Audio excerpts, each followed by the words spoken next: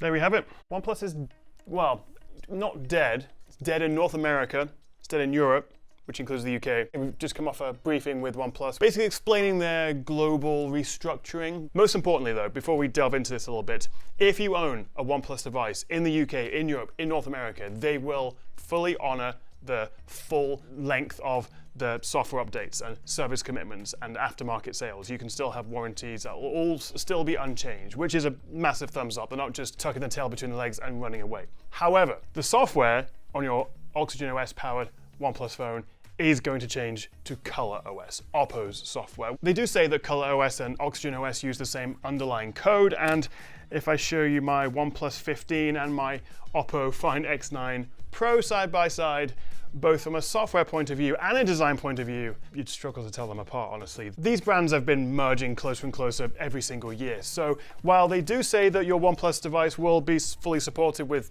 many years of updates, that will be with Color OS. However, they will allow you to actually roll back to Oxygen OS if you prefer that, although we don't know about how that will work with security updates. There's a lot to unpack here, but today is officially the day that OnePlus pull out of most markets. I say most because we actually did press them on whether they'd still have new products coming in Asia, Africa, the rest of the world. The world is, of course, bigger than North America and Europe. They wouldn't give us any details there. Essentially, the big focus now is on the parent brand, Oppo. It's still a relatively young brand, 12 years for OnePlus, but they've done an awful lot, they've launched an awful lot, and I mean, they had this fantastic community, the red boxes, these pop-up events, Oxygen OS, you know, flagship specs, but without the flagship price. Never settle was the tagline, is still the tagline, I guess. I suppose they have settled a little bit. So for a lot of us, this OnePlus 15 will be the last phone we can buy. And actually, I was looking on the website for £849. You can get this with a Snapdragon 8 Elite Gen 5, like a proper flagship phone. Yes, the Oppo Find X9 Pro's camera was better, but this had the flagship Snapdragon chip and bigger battery. It's a very nice phone, particularly at that price, but I just don't think it stood out. And in fact, if I'm being honest, I actually never got around to reviewing the OnePlus 15 because it was just a bit underwhelming. It didn't stand out.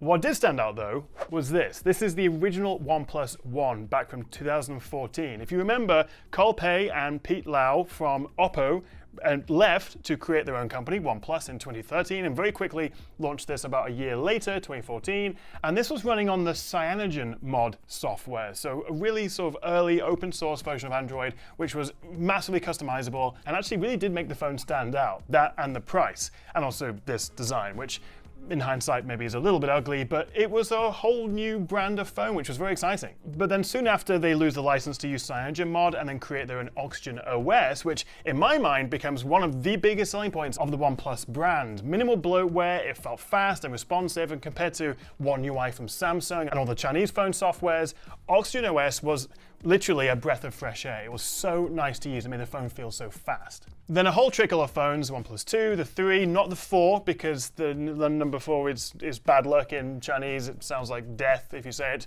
I think my favorite OnePlus was the 7.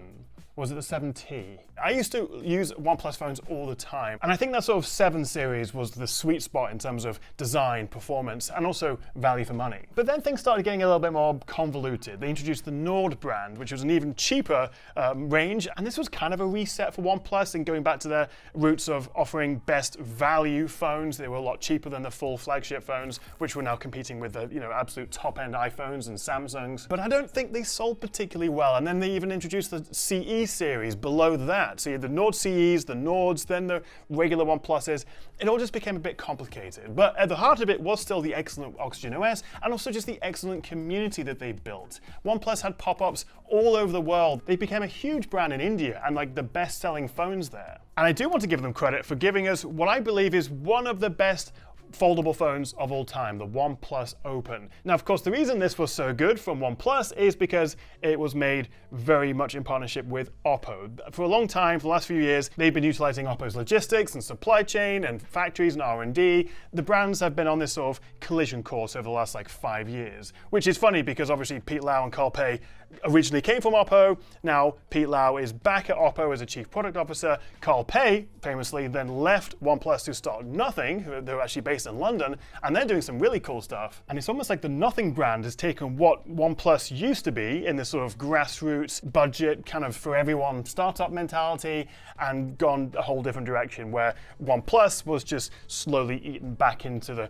behemoth that is Oppo. So OnePlus consistently made very good phones, but over the last couple of years, they just didn't stand out as much. They got more expensive, they weren't as interesting as they used to be, the software was becoming a lot more like ColorOS, and then with the OnePlus 15, it was just a bit of a damp squib of a launch. OnePlus was struggling, and then at the beginning of this year, things got even worse, when there was a whole flurry of videos and blogs and leaks, rumors about OnePlus being dead or dying. Nothing was confirmed, but there were lots of reports, staff were leaving, it was all a little bit of hearsay, and I think it was only OnePlus India that actually confirmed it was still business as usual. It was quiet from everyone else. So enough about the history, let's actually talk about what this means. As I say, if you do own a OnePlus phone in Europe, UK, North America, all the same warranty and support will be honored, which is great. And over the next few months, they'll roll out the ColorOS software to replace the Oxygen OS, which is a bit sad if I'm honest, but ColorOS has got so much better over the last couple of years and actually has gone up to be one of my absolute favorite third-party softwares on Android. When I'm using the X9 Pro, the X9 Ultra, ColorOS 16 is every bit as nice as Oxygen OS is and used to be, although with a bit more bloatware.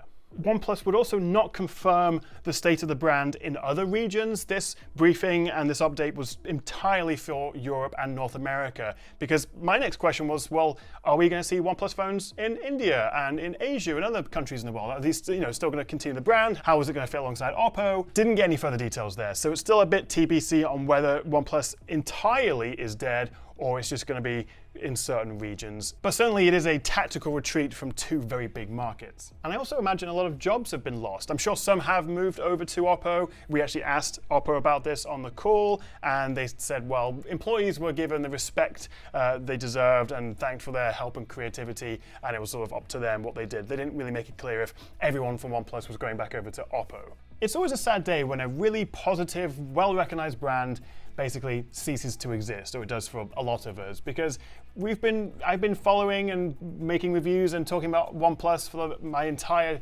life of doing Tech Chat plus a couple of years. It's a bit sad. I do think Oppo phones are terrific, but it's not the end of the world. Oppo makes some fantastic phones. You've got the Reno series, which are a little bit cheaper, but my favorites are the likes of the X9 Pro, X9 Ultra, which is my phone of the year so far for this year. And if you do want something cheaper and more quirky, then go and look at Nothing brand. Those are fantastic phones as well, particularly at that price point, which was what OnePlus used to be all about. I think the biggest losers out of all this are you guys if you live in North America, because you can't access Oppo phones, they don't sell them there. You used to be able to buy OnePlus phones, but not anymore.